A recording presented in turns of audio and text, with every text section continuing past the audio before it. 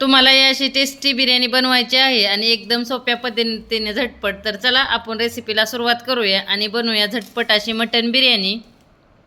आज आपण बनवणार आहे मटन बिर्याणी. तर इथे मी मटन मॅरिनेट करून घेतलं आहे. त्याला हळद, आलं लसूण पेस्ट आणि बिर्याणी मसाला, मिरची पावडर आणि कोथिंबीर टाकून सगळं मॅरिनेट केलं आहे. दही टाकून घेतलं आहे आणि मॅरिनेट करून 1.5 तास ठेवलं आहे. तर आता कुकरमध्ये तेल टाकले, त्याच्यात वाफेवरती 2-3 शिट्ट्या करून घ्यायच्यात. त्यामुळं दम देताना बिर्याणीतलं मटण कच्चरच नाही. तर मी मसाला आधी सगळा लावून घेतला होता आणि आता 1.5 तास ठेवून घेतले. तुमच्याकडे जास्त वेळ असला तर तुम्ही जास्त वेळही ठेवू शकता. कुकरमध्ये तेल टाकून घेतलं आणि चांगलं असं परतून घ्यायचं मटण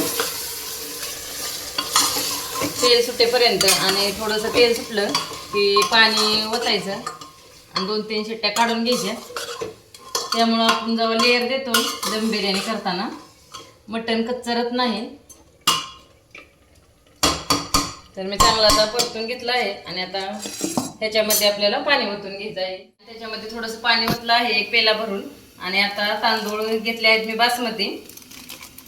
तर अर्धा किलोची मी बिर्याणी बनवणार आहे आणि मटण अर्धा किलोपेक्षा जास्त आहे.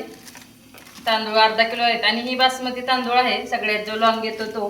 कारण बासमती तांदूळाने चव ही चांगली लागते आणि लॉंग पण येतो आणि चिकटतही नाही. तर ह्याला आता मी 10-15 मिनटं जोपर्यंत आपलं मटण थोडं वाफत आहे तोवर भिजाय घालते. तर तांदूळ मी 20 मिनिटासाठी भिजून घेतले आहेत. आणि जोपर्यंत आपलं मटण शिजत आहे वाफेवरती, आता आपल्याला कांदे, टोमॅटो आणि कोथिंबीर कट करून घ्यायची आहे. सोपी अशी पद्धत आहे, झटपट आणि कोणालाही करता येईल अशी सोपी चविष्ट ही बिर्याणी होते. आणि पद्धत ही सोपी आहे आणि पटकन होतेही, मुलांनाही करता येईल अशी. आणि आमच्या जास्त जर तळून मसाले कांदा जे आपण वरून टाकतो ते काही मुलं खात नाहीत, त्यामुळं मी वरून कांदे तळून टाकत नाही. आणि ते जेवताना मध्ये मध्ये पण येतात, त्याच्यामुळं काही जास्त आम्ही टाकतच नाही. तर मी आता कांदे कट करून घेते आणि टोमॅटो. त्यानंतर आपण पुढची प्रोसेस बघूया. तर आता आपण पाणी थोडंसं टाकून घ्यायचं आणि शिट्ट्या काढून घ्यायचं. हे मसाल्याचंच पाणी आहे. आता 3 शिट्ट्या काढून घ्यायच्या, त्यामुळं मटण पटकन शिजलं जाईल.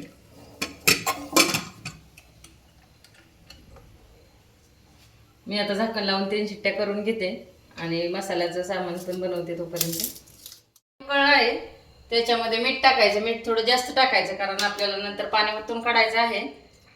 आणि तेल टाकून घ्यायचं, त्यामुळे तांदूळ मोकळा होतो. लिंबूही टाकू शकता तुम्ही, आता पण माझ्याकडे नाही आहे. लिंबाने पण छान असा व्हाईट राईस होतो.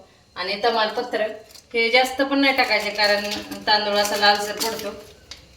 आणि आता माझं पाणी तर उकळलं आहे. पाणी उकळल्यानंतर टाकून घ्यायचं. चला आता आपण तांदूळ टाकून घेऊयात.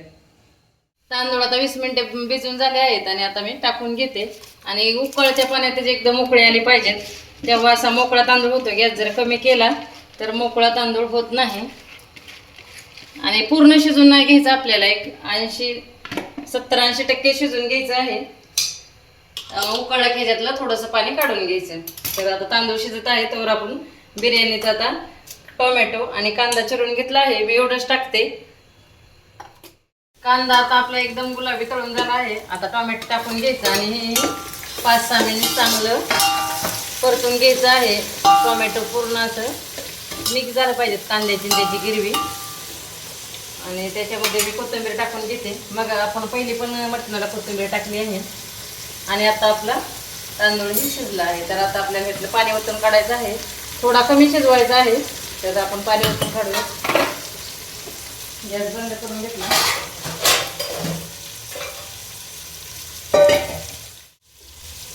तर आता मी पाणी ओतून घेते. आणि एकदम तांदूळ असा लांब लांब झालेला असतो आणि थोडासाही चिकटत नाही. असं पाणी सगळं ओतून काढायचं. काही काही तांदूळ धुवून घेतात नंतर, पण धुवून नाही घ्यायचं, त्यामुळे चव लागत नाही. पाणी ओतून घ्यायचं आणि हे असंच झाकून ठेवायचं वरती पातेलं आणि साईडला ठेवून द्यायचं आपल्याला. आता आणि टोमॅटोची छान अशी गिरवी झाली आहे. जास्त तळून घ्यायचं म्हणजे गोड लागत नाही. आता एकदम गिरवी चांगली झाली. आता आपण ह्यामध्ये मटण टाकून घेऊयात. मटणाला जास्त तेल सुटलं त्यामुळे जरा तेलकट वाटतं, कारण मटणाला तेल पहिलं आमचं जातं म्हणून तेल कमी घ्यायचं, पण तरीही मटणाला तेल सुटतं. आणि छान असं मिक्स करायचं आणि 5 मिनटं असं झाकण ठेवून 5 मिनटं शिजून द्यायचं. फुल गॅसवर मी शिजून देणार आहे झाकण ठेवून. पाणी जर तुमच्या भाजी करताना कमी असेल तर 5 मिनटं ठेवायचं नाही, थोडा कमी गॅसवर 1-2 मिनिटात मिक्स होस तर मसाला चांगला ठेवून द्यायचं. पण माझ्यात जास्त पाणी राहिलं होतं त्यामुळं मी जास्त वेळ ठेवत आहे. थोडं मिनटं झाल्यात आणि एकदम छान अशी भाजीला उकळी आली आहे. आता भाजी आपण खाली उतरून घेणार आणि ह्याच्या खाली तवा मांडून घ्यायचा, त्यामुळं खाली लागत नाही आणि आपल्याला चांगला दमही बसतो. चुली तर खूप छान होती, पण आता इथं काय गॅसवरच करायचं, तर आता तवा ठेवून घ्यायचा आणि गॅस कमी करायचा. आणि आता आपल्याला वरती पातेलं ठेवून घ्यायचं आणि तुम्हाला जेवढे पाहिजे तेवढे लेअर देऊन घ्यायचे. तर इथे मी एकच लेअर देणार आहे. सगळं एकसारखं मटण करून घ्यायचं आणि त्याच्यामध्ये आता आपल्याला तांदूळ टाकून घ्यायचा आहे. आता हे तांदूळ असा एकदम उभा झाला आहे, म्हणजे आपला तांदूळ व्यवस्थित शिजला आहे. तांदूळ असे उभा एक एक दाणा असा राहिला आहे.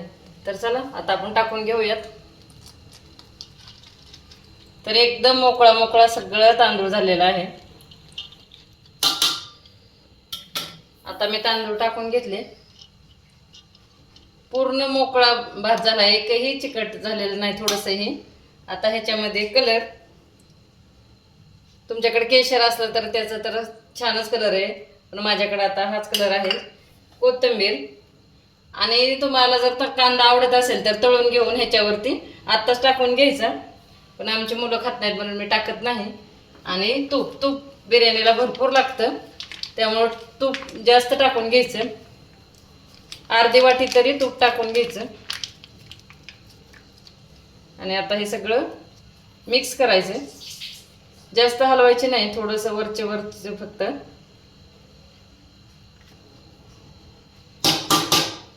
आणि झाकण ठेवून आपल्याला आता ह्याला 20 मिनिट काहीतरी वजन ठेवायचं आणि कमी गॅसवर 20 मिनिट शिजवून घ्यायचं आहे, वाफ चांगली. आता 20 मिनिटानंतर आपण पाहूयात. आता 20 मिनिट झाले आहेत, तर आता पाहूया आपण बिर्याणी शिजली आहे का आणि टेस्ट कशी झाली आहे ते. तर एकदम मोकळी बिर्याणी झाली आहे. ताट बनवून घेऊयात. तर अशी एक साईडने काढून घ्यायची, मध्ये मिक्स करायची नाही, त्यामुळं वाढता येते आपल्याला सगळ्यांना. तरी एकदम टेस्टी अशी बिर्याणी झाली आहे आणि कुठं खाली लागली पण नाही.